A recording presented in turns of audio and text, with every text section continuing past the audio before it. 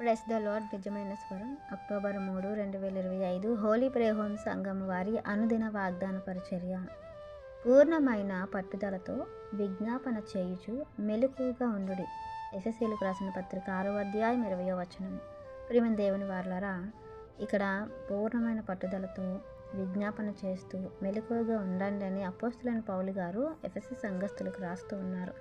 ఎందుకు వారిని అలా ఉండమన్నారని అంటే, అపోస్తలుడైన పౌలు గారు దేని విషయంలో అయితే రాయబారిన సంఖ్యలతో బంధింపబడి ఉన్నానో ఆ సువార్త మర్మమును ధైర్యముగా తెలియచేయుటకు నేను నోరు తెరిచినప్పుడు దానిని గురించి నేను మాట్లాడినట్టుగా ధైర్యముతో మాట్లాడుటకై వాక్శక్తిని నాకు అనుగ్రహింపబడినట్లు నా నిమిత్తము పూర్ణమైన పట్టుదలతో విజ్ఞాపన చేయండి, మెలకువగా ఉండండి అని అంటూ ఆ పైకి మనం వెళ్ళిపోతే అన్ని విషయాల్లో కూడా ప్రతి విధమైన కార్యంలోనంట ఇక విజ్ఞాపన చేయాలంటున్నారు, ప్రార్థన చేయాలంటున్నారు.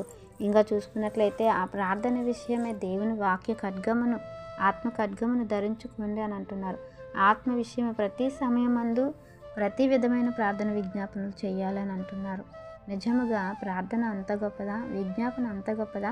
వారి దేవుని వాక్యాన్ని, దేవుని మర్మములను, సువార్తను వెదజల్లడానికి సంఘం యొక్క ప్రార్థన కావాలా అంటే కావాలి అని ఇక్కడ మనకు అర్థమవుతుంది.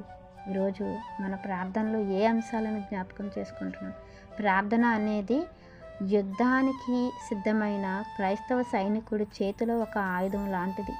ఆ ఆయుధాన్ని పట్టుకుంటే ఏ కార్యమైనా మనము జయించగలుగుతాం, ఏ యుద్ధాన్నైనా మనము జయించగలుగుతాం. మన పూర్వీకులు ప్రార్థన శక్తితోనే, ప్రార్థన అనే ఆయుధాన్ని పట్టుకొని గొప్ప గొప్ప కార్యాలు చేశారు, గొప్ప గొప్ప యుద్ధాలు జయించారు.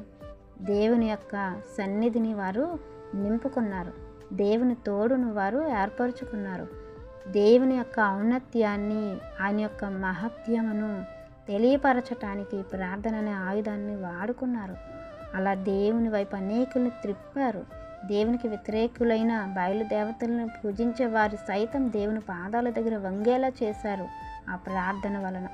ఈరోజు మనము కూడా ఆ ఆయుధాన్ని పట్టుకొని పరిశుద్ధులందరి కొరకు ప్రార్థన చేయాలి, విజ్ఞాపన చేయాలి.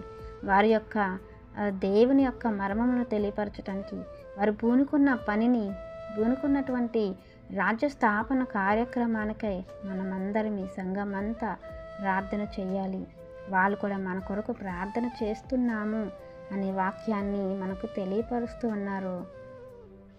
కాబట్టి సంఘం అంతా కూడా దేవుని రాజ్య స్థాపన కొరకు ప్రార్థన ఆయుధాన్ని పట్టుకొని ప్రార్థన విజ్ఞాపనలతో ఆ కార్యాన్ని మనము చూడటానికి, ఆ సత్యాన్ని వినటానికి, మెలకువగా ఉండటానికి మనందరం సిద్ధపడాలని, ఈ వాక్యం మనందరి జీవితంలో దేవుడు ఫలింపచేయాలని ఆశిస్తున్న వారు దైవజనులు బ్రదర్ పి. నెహెమియా గారు. God bless you.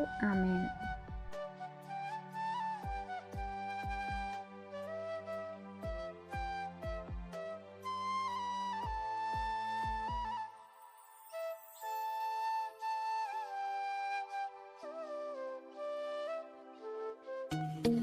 Hi friends, Holi prayer home Gajuwaka సంఘం వారు మాట్లాడిన విలువైన దేవుని సందేశములను మీరు వినటానికి మా యొక్క యూట్యూబ్ ఛానల్ హోలీ ప్రేయర్ హోమ్ను సబ్స్క్రైబ్ చేసుకొని పక్కనున్న బెల్ ఐకాన్ క్లిక్ చేయగలరు.